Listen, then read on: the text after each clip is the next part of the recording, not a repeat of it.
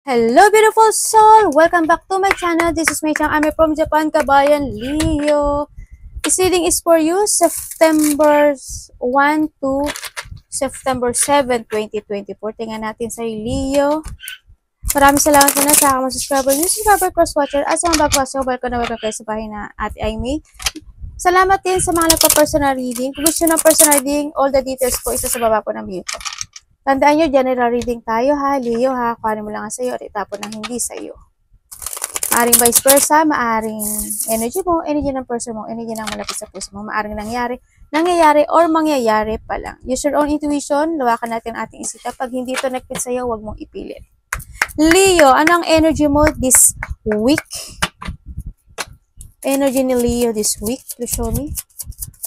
September 1 to September 7, 2024.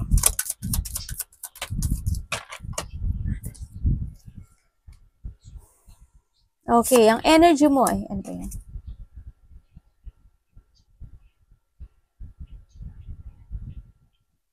Energy mo this week, ano?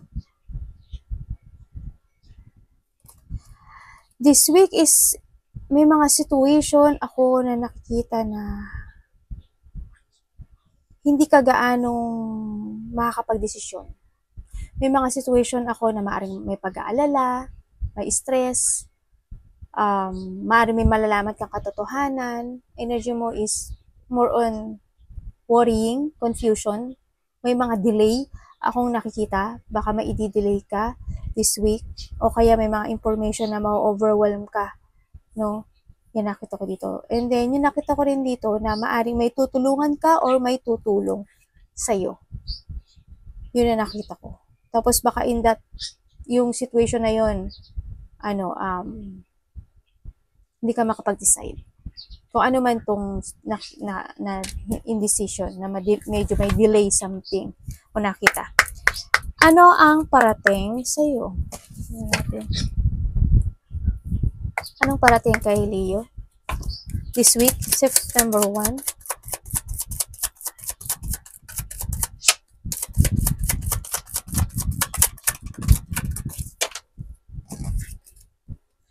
Wow! Oh my God! Tingnan mo! Oh, yan ha. The world and the wheel of fortune. Oh my God! O di, ikaw na, Leo. O di, ikaw na. Sa'yo na lang. Sa'yo na lang. Sabay ganun. Okay, ang parating sa'yo is meron daw ikaw na lucky na darating. May mga ma-accomplish, may achievement. Siguro mas more ka magmamature these days. Maaring may tao or may collaboration or partnership ako nakikita sa iba. Yan, may mga dealing. May mga dealing ako nakikita. Maaring ikaw is mag-share ng goals or may isi-share ka sa isang tao or may tao na mag-share sa'yo or may coordination. May pag-uusapan eh. Maaring may recognition sa iba. Siyempre, this is a cycle ng buhay mo na napakaswerte mo. This September sobra ha. This is a good luck, a good fortune, a good karma is coming your way. Congrats! Yan, may mga sitwasyon ako na magtatapos na. Yung unfinished business na yon is mapifinish na. Kung ikaw isang problema sa iyong kaperahan, kung yung mga pinoproblema at inaalala mo, magtatapos na yun.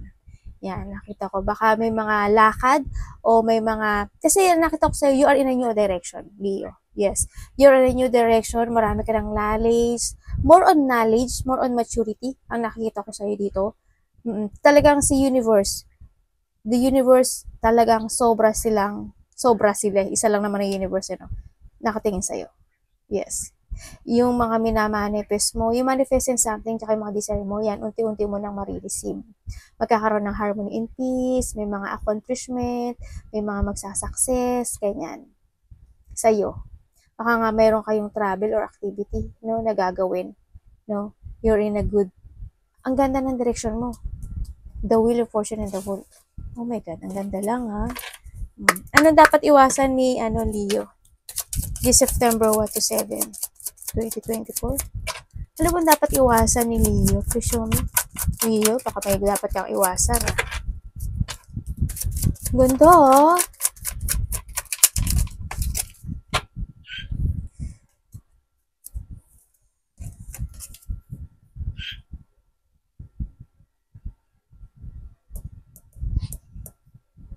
Ang dapat mong iwasan, oh, ang dapat mong iwasan ay ang tao na pwede kang linlangin. May taong magsisinungaling daw sa'yo. Oh my God.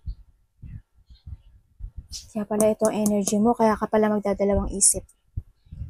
Maaaring magdadalawang isip ka kasi may tao ditong manloloko sa'yo. May tao na sneaky person, may tao na maaring, there's a lie eh. There's a lie. May dishonest ako nakita dito. Tingnan natin, bukanin natin. Ano pwede kong malaman? Mas isipin mo yung sarili mo dito. Kailangan mong lumayo dito sa tao na to. Kailangan mo lumayo sa sitwasyon na to. Kapag alam mo na yung sa intuition mo na hindi to good, kung sino man ito at anong sitwasyon ito, huwag ka nang mas piliin mo pa rin yung nararamdaman mo at nasa isip mo. Tingnan natin.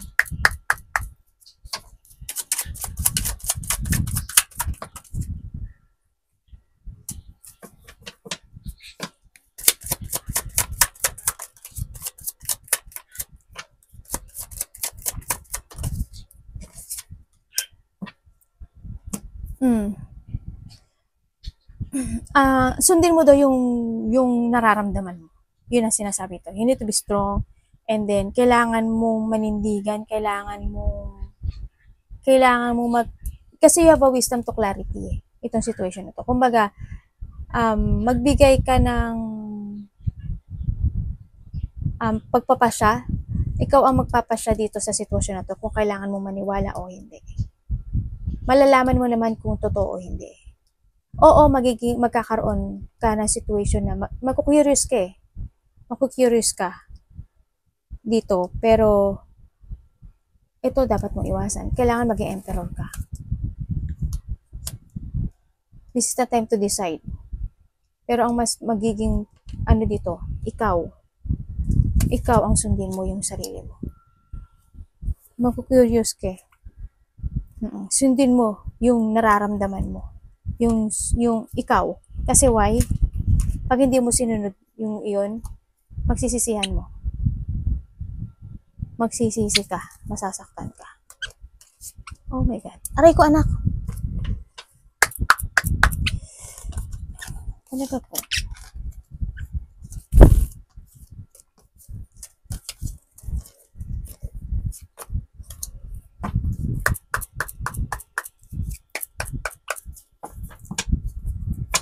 Tingnan natin when it comes to a love kay Leo.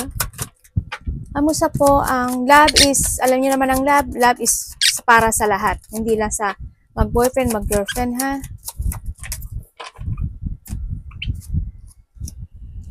When it comes to a love, huwag kang biglang susugod.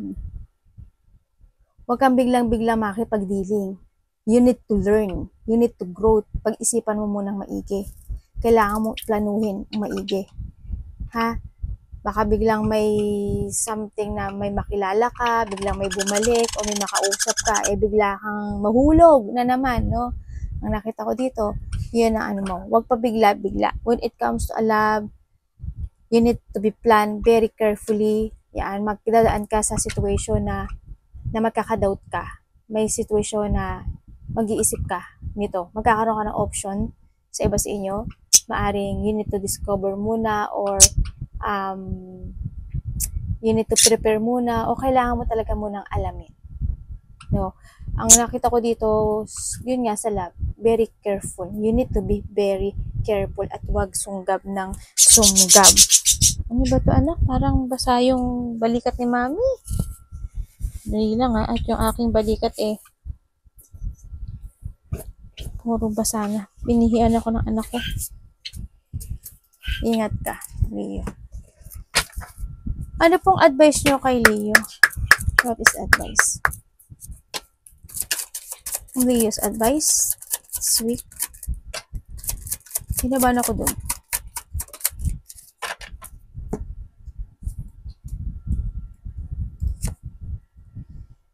Okay. Ang advice sa'yo is, what we have the sun, oh. Ay, nako, may tukso ha. Ingat ka. Ingat ka. Nakita mo naman natin, di ba? May tukso. Ang advice niya sa'yo is you need to focus to yourself, sa stability mo, sa business mo, sa pera mo. Kailangan balansehin mo ngayon ang buhay mo. Balansehin mo yung pera mo, paggastos, ganyan. You need to control and balance. May mga sitwasyon na mas dapat mo pang unahin bago ang love life. Kasi sinasabi ito, di ba? Maaring ito rin is maloko ka, malinglang ka. Di ba? Mas may mga bagay-bagay pa na dapat mong unahin than love or than other. Ha? Kumbaga kasi ito is more on to your stability ang nakikita ko dito. Kasi pag dun ka nag-focus at nabalanse mo yung sitwasyon na yun at hindi ka naging magastos at hindi ka nag-jungling dyan sa iyong kaperahan, stability, trabaho, or business na yan, you will be success. Okay? Siyempre, we have the devil din. Kailangan mong, may mga sitwasyon dito na kailangan mong i-heal yung sarili mo. May mga sitwasyon dito na pahalagahan mo yung sarili mo. Alagaan mo yung sarili mo. Sinasabi rin dito na kailangan mong magbago ng food or may mga pagkain siguro na hindi nakakabuti sa iyong katawan or inumin. No? Kailangan mabalansin mo rin yung mga bagay na yon. Ang nakikita ko dito.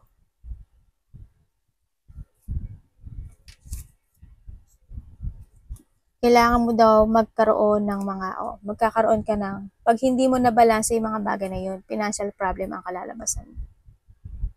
Yung iba sa inyo, baka may mga sitwasyon na magja-jungling kayo ngayon sa pera. No, ingat-ingat lang din when it comes sa mga paggastos. No, you need to think muna and make plan talaga.